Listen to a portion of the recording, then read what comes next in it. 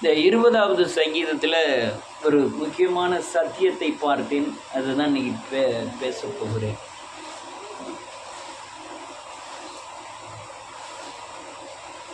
எல்லாரும் சொல்லுறத புரிஞ்சுக்கணும். ரட்சிப்பினாலே அல்ல, இயேசுவின் நாமத்தினாலே ரட்சிப்பின் கொடி எனக்குள் ஏற்றப்பட்டு இருக்கிறது. சொல்லுவாங்க. அதனால் இயேசு என்னும் கொம்பு எனக்குள் உயர்த்தப்பட்டிருக்கிறது. நான் சத்துருவை தோற்கடிப்பேன், நான் சத்துருவை ஜெயிப்பேன், நான் சத்துருவை காலின் கீழ் மிதிப்பேன். என்ன சொன்ன சொல்லுங்க பாப்போம்.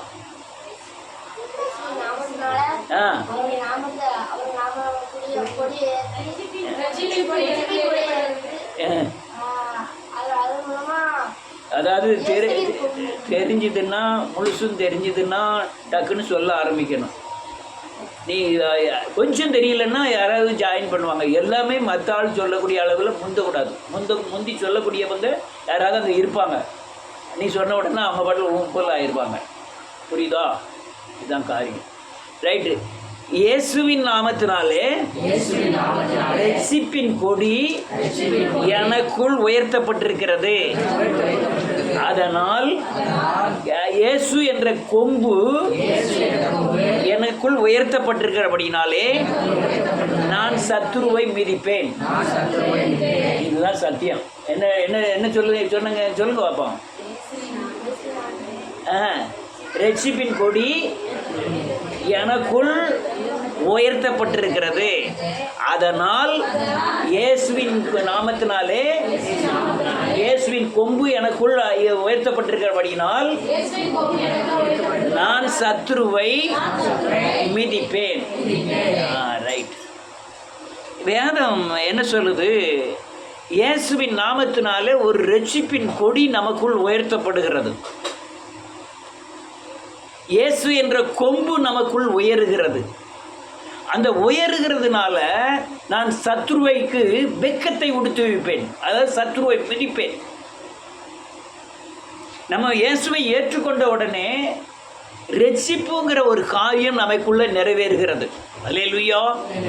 ரட்சிப்புன்னா என்ன அர்த்தம்? மீட்பு. அல்லேலூயா. எதுலேருந்து மீட்பு? எல்லாத்திலிருந்து மீட்பு. பாவம், நோய், அலலியா, எல்லா உலக பிடிகள் எல்லாவற்றையும் முதல்ல எதிலிருந்து மீட்புனா பாவத்திலிருந்து மீட்பு. அல்லேலூயா. இந்த ரட்சிப்பின் கொடி எனக்குள்ள ஏற்றப்பட்ட உடனே என்னையால் ஜெயிக்கக்கூடாத காரியம் ஒன்றுமே இராது. நான் ஒருவேளை ஜெயிக்க முடியலைன்னா அந்த ரட்சிப்பின் கொடியை இயேசுவின் நாமத்தினாலே எனக்குள்ள உயர்த்த வேண்டும். உயர்த்துவதற்கு நான் என்ன செய்யணும்னா மனம் திரும்பணும். என்ன செய்யணும்? மனம் திரும்பினா நான் ரட்சிக்கப்படுகிறேன். ரட்சிக்கப்பட்டால் இயேசுவின் பலன் எனக்குள்ளே கூடுகிறது. இல்லை, புரியணும். நான் கேட்குறது சரியானபடி புரிஞ்சுக்கணும். ஐயா, எனக்கு ஒரு வியாதி அல்லது ஒரு மனக்கசப்பு அல்லது சோர்வு அல்லது போராட்டம், இவை எல்லாவற்றிற்கும் தேவ பலன் எனக்குள்ளே தேவைப்படுகிறது. அதனால் ஏதோ ஒரு பாவம் வந்து தான் இந்த தடைகளை கொடுக்குறபடினாலே எனக்குள் ரட்சிப்புங்கிற வஸ்திரம், ரட்சிப்புங்கிற பலன், ரட்சிப்புங்கிற தேவ கிரியை எனக்குள்ளே இல்லாமல் போகிறது. அதனால் நான் என்ன செய்யணும்? பாவத்தை அறிக்கை செய்யும்போது ஆவியானவர் எனக்குள் வந்து அதுக்குள்ளே ரட்சிப்பை உருவாக்குகிறார். ஐயா, நான் எங்கள் வீட்டுக்கு பக்கத்து வீட்டுக்காரன்னு சண்டை வந்துட்டு அவன் கை ஓங்குது, நான் போய் மனம் திரும்பி ஜெபம் பண்ணும்போது ரட்சிக்கப்படுகிறேன். கர்த்தாவே, இவன் கையிலேருந்து என்னை மீட்டெடுக்கக்கூடிய பரிசுத்தம் இல்லை, என்கிட்ட அநீதி இருக்குன்னு பரிசுத்தமாக போது ஆண்டவர் எனக்குள்ள வந்து குடியிருக்கிறார், ரட்சிப்பின் கொடியை ஏற்றுகிறார். அல்லேலூயா.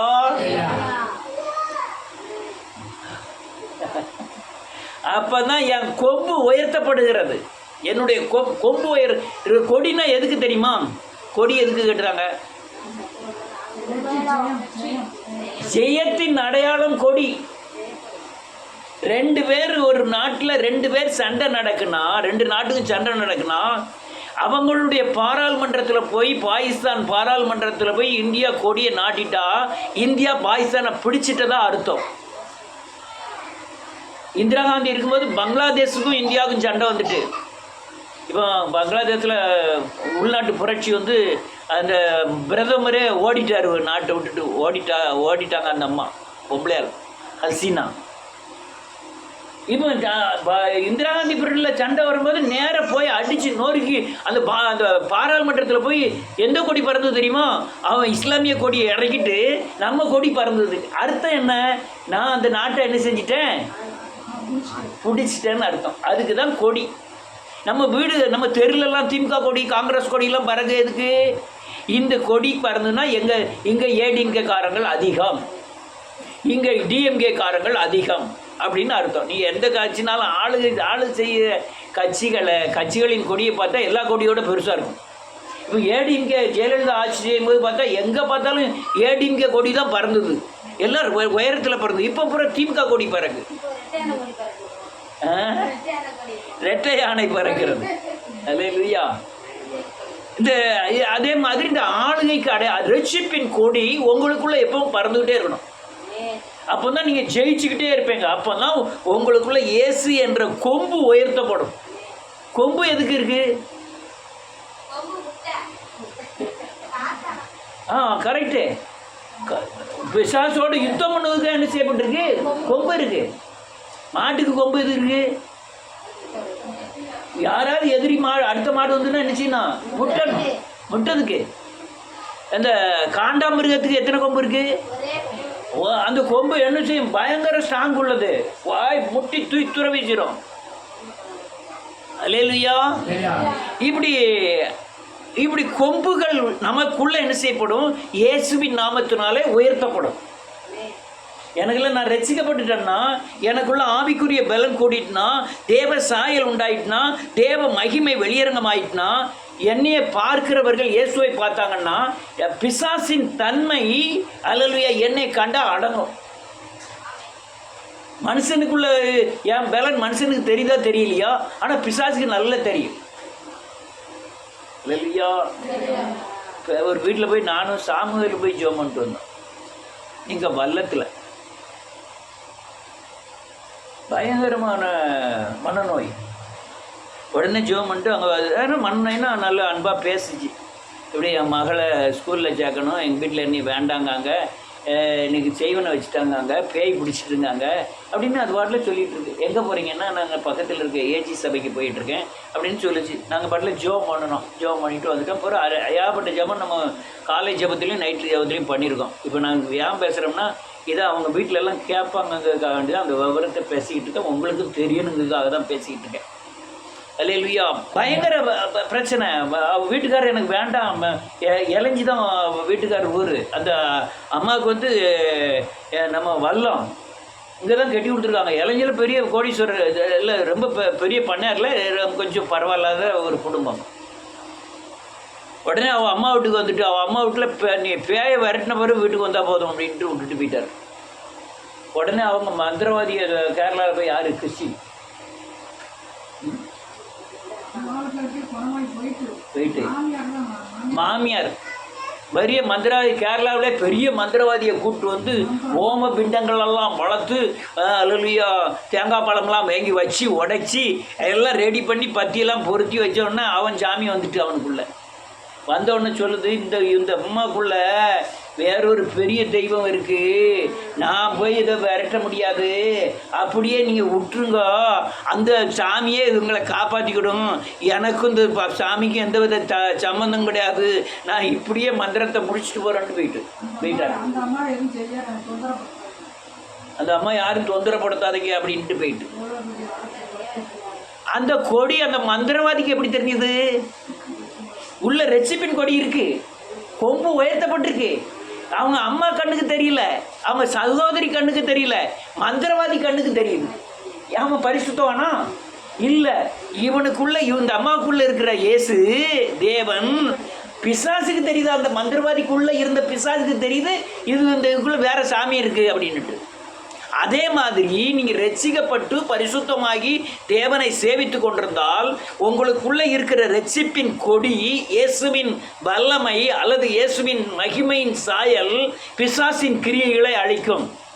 அல்லேலூயா. 1000 கோபம், 1000 பொறாமை, கசப்பு, மூர்க்கத்தை வச்சுக்கிட்டு இருந்தீங்கன்னா உங்களுக்குள்ள அவர் இருக்க மாட்டார், அவன் இருப்பான். அவன் இருந்தாம்னா மந்திரவாதிக்கு எப்படி இருக்கும்? கொண்டாட்டமா இருக்கும். அப்பா நம்ம சொன்னதை தந்துருவாங்க, 3000 ரூபாய் கேட்டாலும் தந்துருவாங்க. அல்லேலூயா, அல்லேலூயா. வாசிப்போம் சங்கீதத்தின் புஸ்தகம் சத்தம் 5:6.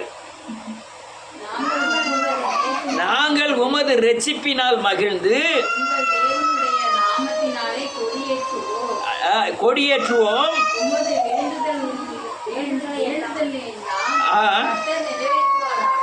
4வது வசனம். அவர் உமது மன விருப்பத்தின்படி உமக்கு தந்தருளி ஆமென் உமது ஆலோசனைகளை எல்லாம் ஆமென். ரட்சிப்பின் கொடி உங்களுக்குள்ள ஏற்றப்பட்டிருந்தனா என்ன காரியங்காக நடக்கும்? நீங்க வேண்டுகிற விண்ணப்பத்தை பூரா கர்த்தர் கேட்பாராம். அப்போ உங்களுக்கும் தேவனுக்கும் உங்கள் ஜெபம் கேட்கக்கூடாதபடி தடை பண்ணுகிறது என்ன தெரியுமா? அக்கிரமம். அக்கிரமத்தை நீக்கினால், பாவரிக்கை செய்து மனம் திரும்பினால் அதுக்கு பேர் ரட்சிப்பு. அந்த கொடியேற்றினால் உங்கள் விண்ணப்பம் கேட்கப்படும். அல்லேலூயா, உங்க விண்ணப்பம் கேட்கப்படும். அடுத்தல 4வது வசனத்துல முதல்ல என்ன இருக்கு? உன் மன விருப்பத்தின்படியெல்லாம் அவர் தந்தருள்வார். உன் மனசு விரும்புகிற காரியம் எல்லாம் நிறைவேறும். அடுத்தல உமது ஆலோசனை எல்லாம் அவர் நிறைவேற்றுவார்.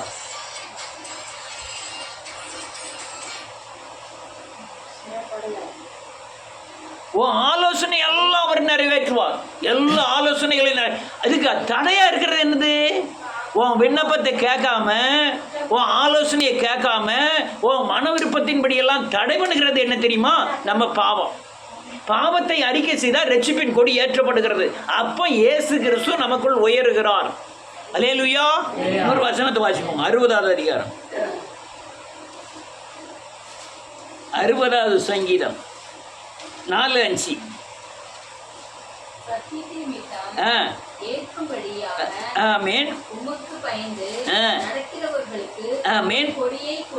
இப்போ இந்த இயேசு கிறிஸ்துவின் ரட்சிப்பின் கொடி எப்படி ஏறுதான்?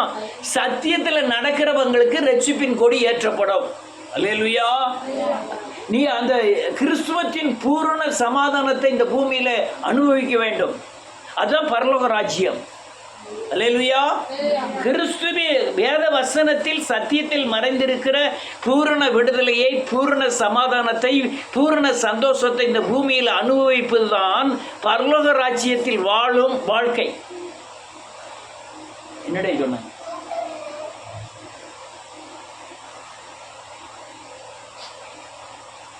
அல்லேலூயா. சத்தியத்தின்படி நடக்கிறதான் பரலோக ராஜ்யத்தில் வாழ்ற வாழ்க்கை. அப்போ நமக்கு கொடி ஏற்றப்படும். சத்தியத்துக்குள்ளே நடந்தீங்கன்னா என்ன எழுதிருக்கு? சத்தியத்தை நிமித்தம் ஆமென் பயந்து நடக்கிறவர்களுக்கு கொடியை ஏற்றுவார். உனக்குள்ள பயந்து நடந்தா, சத்தியத்துக்கு பயந்து நடந்தா உங்களுக்குள்ள ரட்சிப்பின் கொடி ஏற்றிருக்கும். இயேசுவின் நாமம் உயர்ந்திருக்கும். கொம்பு உயர்த்தப்பட்டிருக்கும்.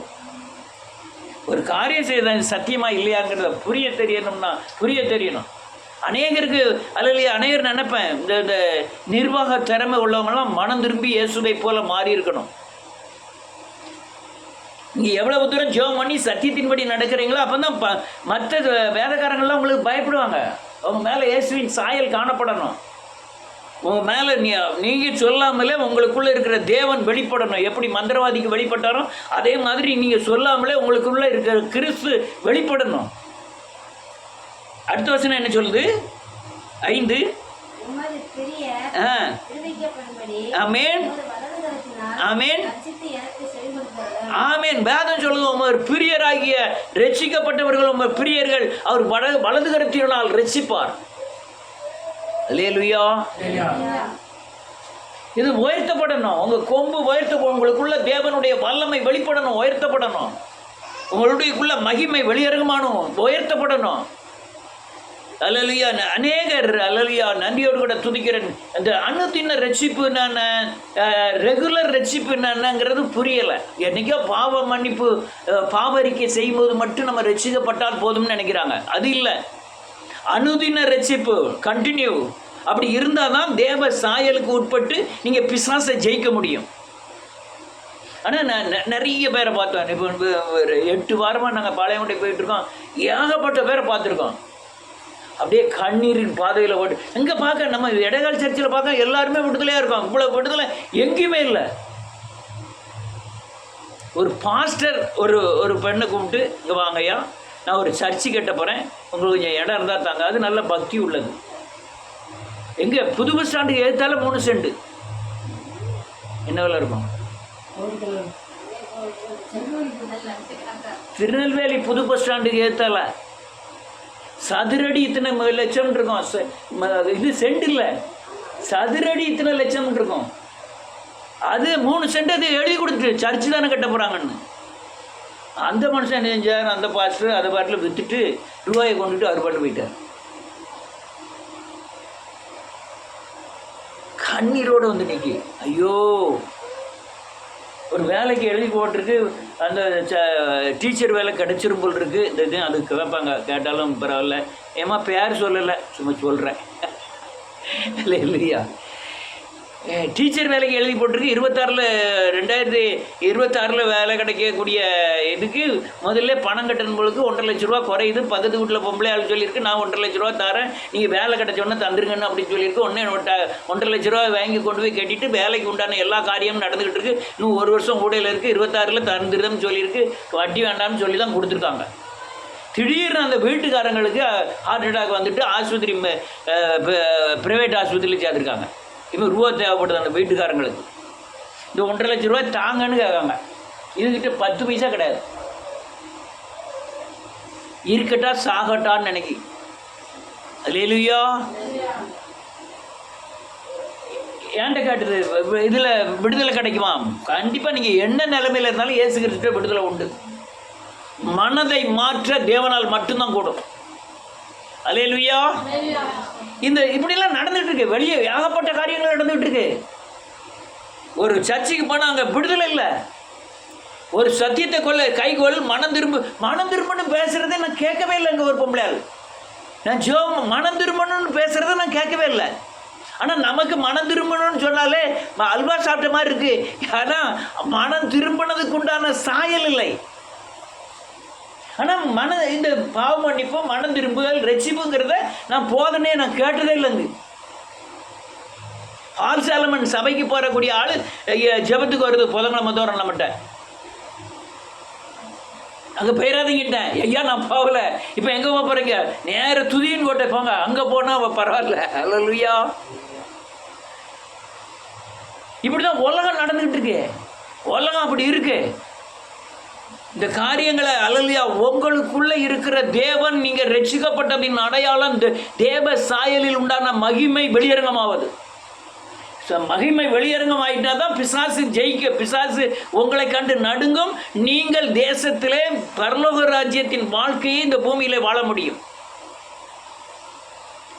அல்லேலூயா, உங்களுக்குள்ள தேவனுடைய கொம்பு உயர்த்தப்பட்டிருக்கணும். அப்போ தான் நீங்கள் சத்துருவுக்கு வெக்கத்தை உடுத்தி வைக்க முடியும். உங்களுக்குள்ள தேவ பலன் வேண்டும். வைராக்கியமான தேவனை சேவிக்கக்கூடிய தன்மை வேண்டும். வேத அறிவு வேண்டும். நீங்கள் ஜெபம் பண்ணும்போது வேத வசனத்தின் அறிவின்படி ஜெபம் பண்ணணும். நான் ஜெபம் பண்ணதேன், நாம ஜெபம் பண்ணதேன். நான் 1 வாரம் ஜெபம் பண்ணுவேன், இவ்வளவு உபவாசம் இருப்பேன், அவ்வளோ நேரம் முழங்காலில். இந்த சரீர கிரியைகளை குறித்து பைபிளில் எழுதவே இல்லை. அதுக்காண்டி முழங்கால் இருக்கக்கூடாது இல்லை.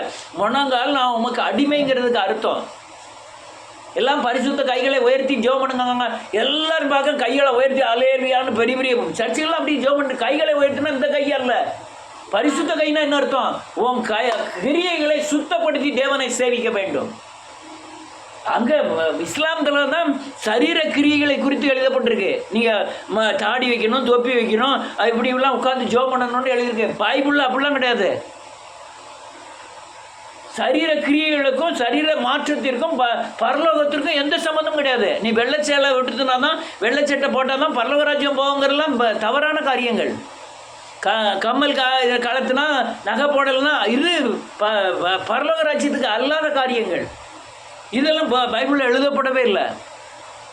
அல்லேலூயா. நீங்கள் ரட்சிப்பு, அனுதின ரட்சிப்புக்குள்ள வந்து பிரகாசம் அடைய வேண்டும். இயேசுவின் சாயல் உங்களுக்குள்ள வெளிப்பட வேண்டும். வெளிப்பட்டால் தான் நீங்கள் தேசத்தில் அல்லேலூயா பிசாசின் கிரியைகளை ஜெயிக்க முடியும். அல்லேலூயா. அதான் சமாதானம் நம்மளை ஆண்டுக்கிட்டே இருக்கும். எப்பவும் சந்தோஷமாகவே இருக்கலாம். குடும்பத்தில் பயங்கர பிரச்சனை நடக்கும், நீ சமாதானமாக இருக்கணும். நான் ஒரு தாவீதுக்கெல்லாம் இப்படி பிரச்சனை வந்தது நல்லதுன்னு நினைப்பேன். ஒருவேளை வீட்டம்மா ரசிக்கப்படலான்னு வச்சுக்கிடுவோம், இவர் அங்கே ரசிக்கப்பட்டுட்டாருன்னு வச்சுக்கிடுவோம். வீட்டம்மா கூட சர்ச்சைக்கு போகணும்னு நினைக்கலாம், போகக்கூடாது. இவர் அப்படின்னா அல்லேலூயா. ஆனால் சில பிரச்சனைகளை வைத்து தேவன் இந்த குடும்பத்தில் ஒரு பயங்கரமான கிரியைகளை செய்யும்படியாக சில காலங்கள் இவரை வீட்டம்மாலாம் ரசிக்கப்படாமல் வச்சிருக்கிறாரு. அவருடைய திட்டம் வேறு, என்னுடைய திட்டம் வேறு, அல்லேலூயா. இவருடைய திட்டங்கள் வேறு. நானே நேரம் நினச்சி பாட்டேன், ஒரு வேளை அல்லேலூயா ரெண்டு பேரும் இணங்கி போயிட்டாங்கன்னா இவர் ஜெயிப்பாரா, அந்த அம்மா ஜெயிக்குமா? இவர் இழுத்துங்க கொண்டு போடுவார் நினைக்கலாம், அந்த அம்மா இழுத்து அங்கே கொண்டு போயிடும். கொண்டு போயிருமா? கொண்டு போகாதா? இன்னும் அசால்ட்டை கொண்டு போயிட முடியாது. கொண்டு போவாதுன்னு சொல்லுங்க. தேவன் எனக்குள்ள இருக்கார், கொண்டு போவாத, நான் அவளை கொண்டு வந்துடுவேன். அல்லேலூயா. இதுக்காக தான் சில யான்னு தெரியுமா, இவங்க பிள்ளைகளை ஆசீர்வதிக்க முடியாது. இவர் அல்லேலூயா உபத்திரத்தின் பாதையில் கர்த்தர் நடத்துறாரு. இவருக்கு மனைவி தேவையில்லை, யார் வாழ்க்கை தேவை தெரியுமா? இவங்க பிள்ளைகளுடைய வாழ்க்கை தேவை. அப்படிதானையா? தப்பா சொல்லுதுன்னா ரைட்டா சொல்லுதுன்னா, உங்க சந்ததியுடைய வாழ்க்கையை ஆசீர்வதிக்க முடியாது. உங்களுக்கு இந்த உபத்திரவத்தை கர்த்தர் நியமித்திருக்கிறார். எத்தனை போராட்டம், எவ்வளவோ காரியங்கள். ஜோம் பண்ண பெருநாள் வந்து காலை ரெண்டும் தூக்கி விட்டுரும். அப்படிலாம் நினைக்காது, அப்படின்னு நினைக்க மாட்டார். அதெல்லாம் எல்லாத்துக்கும் அர்த்தம் சொல்லிட்டு இருப்பார். ஆண்டவர் புரிய வைப்பார். அதான் மனைவி தேவையில்லைன்னு சொல்றேன். மனைவி தேவையில்லைன்னு சொல்லிட்டணும். மனைவி தேவையில்லைன்னு சொல்லல, அது வேற. தேவையில்லைன்னு நாளைக்கு டிவைட்ஸ் பண்ணிடாதீங்க. இல்லையா? மனைவி பிரச்சனை வந்தாலும் அந்த பிரச்சனைலாம் எதுக்கு வருது? அவர் வாழ வருகிற எல்லா தீமையும் எல்லா கஷ்டமும் நன்மைக்கு ஏதுவாய் மாற்றுவதற்காக வருகிறது. அல்லேலூயா. இதெல்லாம் புரிஞ்சுக்கணும். உங்க மூலமா நீங்க உங்களுக்குள்ள இருக்கிற இயேசு வெளியே தெரியாத இல்லையா அங்க. ஆனா உங்க வீட்டம்மாவுக்கு உங்களுக்குள்ள இருக்கிற இயேசு தெரிகிறதுனால தான் இவ்வளவு எதிர்ப்பு சக்திகள். ஒருவேளை நீங்க இவ்வளவு தூரம் இயேசுவை அங்க போயிடாதியா, இயேசுவை சேவிக்காம இருந்தீங்கன்னா அவங்க உங்க கூட சண்டை போட மாட்டாங்க, இணங்கி போயிடுவாங்க. இணங்கி போனாலும் உங்க உயிர் இருக்காது. அப்படிதானே? இதுதான் காரியம். நான் சொல்றதெல்லாம் அர்த்தங்கள். ஏன்னா இப்போ கர்த்தருடைய நோக்கம் என்ன தெரியுமா? இவங்க பிள்ளைகளை ஆசீர்வதிக்கணும், பிள்ளைகளை ஆசீர்வதிக்கணும்.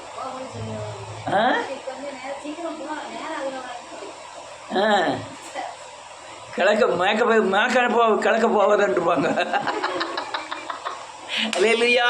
இதாங்க இந்த ரெட்சிப்பின் இப்போ சொன்னது பூரா ரெட்சிப்பின் கொடி உங்களுக்குள்ள தெரியணுங்கிறதான் சொல்லிட்டு இருக்கேன். தேவ பிரசன்னமானது நீங்க சொல்லாமலே உங்களுக்கு இருக்கிற கிறிஸ்து வெளிப்படணும். உங்களுக்குள்ள தேவனுடைய கோப்பு உயர்த்தப்படணும். அல்லேலூயா. தேசத்தை நீங்க ஒரு கொடை கோயிலுக்கு போறீங்க, அந்த சாமி ஆடக்கூடாது,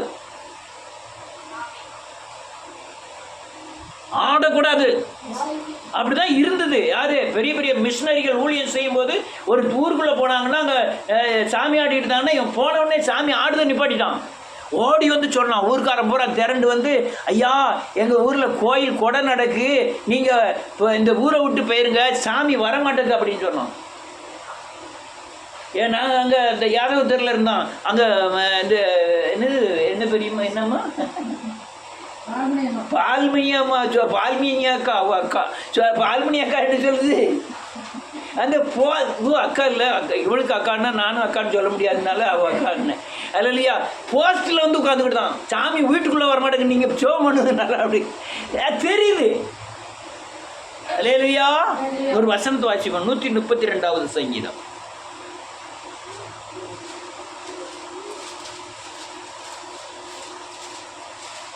கடைசி 2 வசனம். ஆமென். ஆமென். வேதம் ஒரு நிமிஷம் ஒரு கொம்பு விளக்காய் இருக்கிறது. அது தாவீதின் வம்சத்துக்காய் உயர்த்தப்பட்டிருக்கிறது. தாவீதின் வம்சம் யாரு? இயேசுவின் வம்சம் யாரு? நமக்காக உயர்த்தப்பட்டிருக்கு. நமக்காக ஒரு விளக்கு உயர்த்தப்பட்டிருக்கு, ஒரு கொம்பு உயர்த்தப்பட்டிருக்கு. அந்த கொம்பு என்ன செய்யுமா? அடுத்த வசனம், அந்த கொம்பு உயர்த்தப்பட்டதினால் அபிஷேகம் பண்ணுகிறார். அபிஷேகம் பண்ணதினால் எனக்குள் விளக்கு ஆயத்தமாய் இருக்கிறது. அதனால் என்னுடைய சத்துருக்களுக்கு அவர் வெட்கத்தை உடுத்துவார். அல்லேலூயா. வெட்கத்தை உடுத்துவார். அர்த்தம் என்ன இருக்கு? என் மீதிலே அவருடைய கிரீடம் என் மீதிலே பூக்கும். அல்லேலூயா. சாயல் இல்லாத கிறிஸ்துவ வாழ்க்கை என்னையா வாழ்க்கை? சாயல் இல்லாத, அந்த பிரசன்னம் இல்லாத, அந்த தேவ மகிமை காணப்படாத, நீங்க சொல்லாமலே நீ கிறிஸ்துவன்னு சொல்லணும். அல்லேலூயா.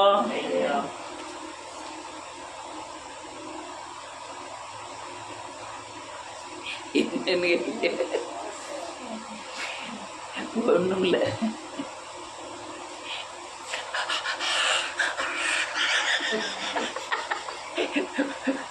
சத்தம் போட்டு இவன் மட்டும் இல்லை அங்கங்கா இப்போ தானே எந்திரிச்சு வந்திருக்கியோ, எந்திரிச்சு வந்து 1 மணி நேரம் கூட ஆகல, அதுக்குள்ள அல்லேலூயா.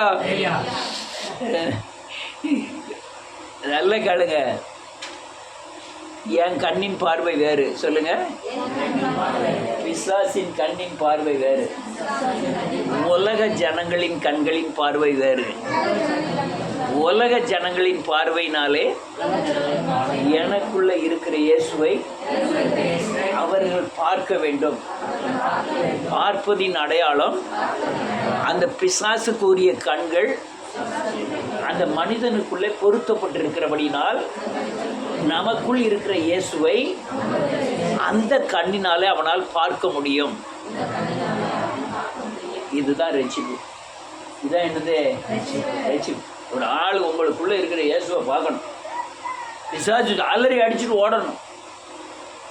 நம்ம பிசாசு பயந்து ஓடப்படாது. எவனோ வேலைப்பாடு பண்ணிட்டானேன்றப்படாது. அல்லேலூயா. நம்மகிட்ட வராது.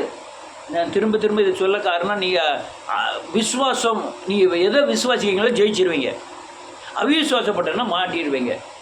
நீங்கள் உங்களுக்கு மனசுக்குள்ளே ஒரு காரியம் தோன்றணும், உங்கள் முன்னாலே உங்களுக்கு செய்வனை வைக்கிறதுக்கு எல்லாம் கொண்டு வந்து வச்சாலும், உங்கள் பேர்லேயே வச்சாலும், இவன் வச்சா எனக்கு பிடிக்காதுங்கிற அல்லையா அந்த விசுவாசத்தின் பலன் உங்களுக்குள்ள கொம்பு உயர்த்தப்பட்டதின் அடையாளம்.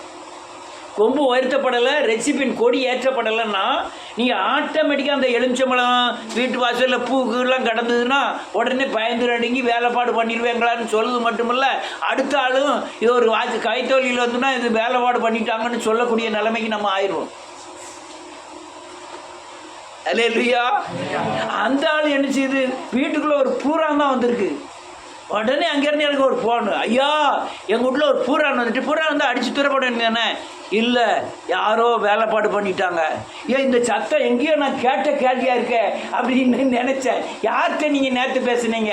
இன்னார்கிட்ட நான் பேசிக்கிட்டு இருந்தேன். ஓஹோ, இந்த பூரான் பிசாசு எங்கேருந்து வந்திருக்கு? இடைக்காலில் இருந்து அந்த பிசாசு அங்கே போயிருக்கு அப்படின்னு நான் கண்டுபிடிச்சேன். உண்மையில சொல்கிறேன் ஐயா, உங்கள்கிட்ட தான் சொல்கிறேன். பூரா வந்ததுக்கு ராத்திரி 11 மணிக்கு எனக்கு ஃபோன் பண்ணுது. ஃபோன் பண்ணால் நான் பூரான்னு அடிச்சிட வேண்டியதானே சொன்னேன். ஆனால் அந்த ஆள் பூராம் இல்லை, யாரோ பக்கத்து வீட்டுக்காரி எனக்கு வச்சிட்டாங்க, வேலைப்பாடு பண்ணிட்டாங்கன்னு சொல்லிச்சு. நான் இந்த இந்த இந்த பாசையை எங்கேயோ கேட்டிருக்கேன்னு நினச்சிட்டு, எங்கே எப்போ இதுக்கு முந்தி யார்கிட்ட பேசிக்கிட்டு இருந்தீங்கன்னு, நான் இன்னார்கிட்டெல்லாம் பேசிக்கிட்டு இருந்தேன்னு. நாங்கள் ஓஹோ, இந்த பிசாசு எங்கேருந்து வந்திருக்கு?